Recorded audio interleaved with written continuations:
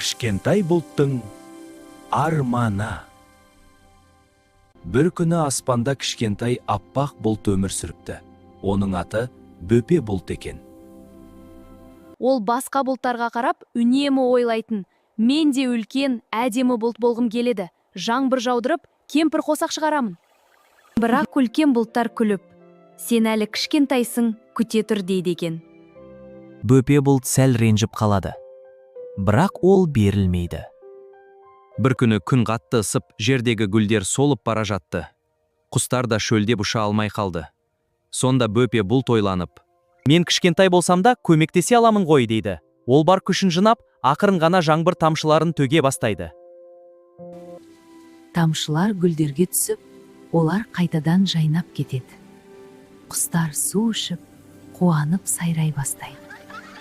Осыны көрген үлкен бұлттар таңғалып, сен нағыз батыр бұлт екенсің. Кішкентай болсаң да жүрегің үлкен. сол сәтте күн сәулесімен бірге аспанда әдемі кемпір қосақ пайда болады. Бөпе бұлт қуанып, Менің арманым орындалды. содан бері ол үлкен болу міндетті емес, ең бастысы мейірімді болу екенін түсінді.